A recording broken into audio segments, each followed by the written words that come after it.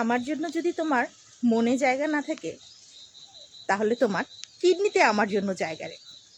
ব্যাপারটা হচ্ছে, বর্তমানে একটা ভাইরাল টপিক চলছে, সেটা হচ্ছে কিডনি দিয়েও নাকি স্বামীকে আটকানো যায় না। আচ্ছা, মানুষ কি কোনো আটকানো জিনিস?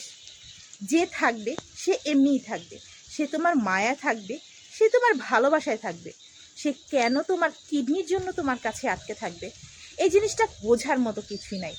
যারা বোঝে না তারাই বলে কিডনি দিয়ে স্বামীকে আটকাতে পারলো না। মানুষ কখনোই কাউকে আটকাতে পারে না, যে থাকার সে এমনিই থাকে। অনেক সময় দেখবেন একটা নারী অত্যন্ত সুন্দর, কিন্তু তার স্বামী আরও 2-4টা বিয়ে করেছে, অথবা বিভিন্নভাবে পরকীয়ায় লিপ্ত।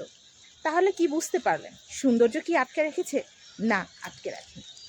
দেখবেন অনেক সময় দেখা যায় একটা নারী দেখতে সুন্দর না, অথচ তার স্বামী কিন্তু অত্যন্ত সুন্দর। সে স্বামী তার বোর ভালোবাসায় কিন্তু আটকে আছে। আটকে থাকে মানুষ বিবেকের তাড়নায়। যার বিবেক নেই সে কখনোই ভালো হতে পারে না।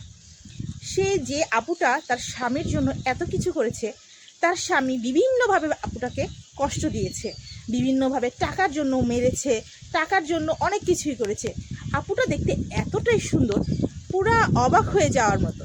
এত সুন্দর একটা আপু তার স্বামীকে কোনো কিছু দিয়েই আটকে রাখতে পারেনি। এখন মানুষ বলছে যে কিডনি দিয়ে আটকাতে পারলো না। কিডনি কেন, শরীরের প্রতিটি অঙ্গ প্রত্যঙ্গ দিয়েও কিন্তু আটকে রাখতে পারবে না। আর আমি বুঝলাম না, যে মেয়েটা তার নিজের কিডনি দিয়েছে সে মেয়েটা তার স্বামীকে কি চিনে না?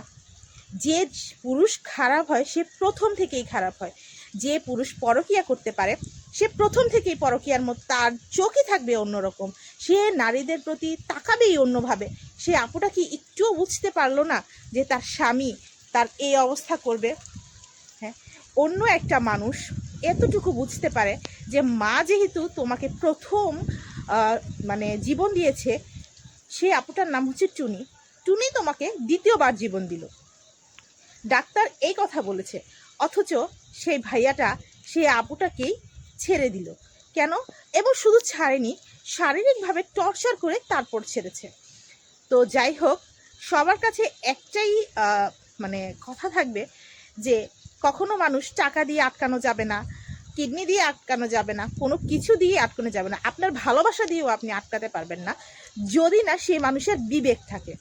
সেই মানুষটা যতই খারাপ হোক, একটা মানুষ প্রচুর খারাপ হতে পারে, নেশাখোর হতে পারে, বিভিন্ন রকমের জুয়া খেলতে পারে, বা অন্য কোনো নারীর আসক্ত থাকতে পারে, কিন্তু সে ভালো হতে পারে যদি তার বিবেক থাকে।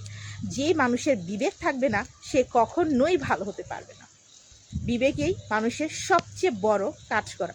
যার বিবেক কাজ করবে সে কখনোই খারাপ কাজে লিপ্ত হতে পারবে না। তো সবাইকে ধন্যবাদ, যারা আমার ভিডিওটি দেখেছেন তাদেরকে অত্যন্ত ধন্যবাদ।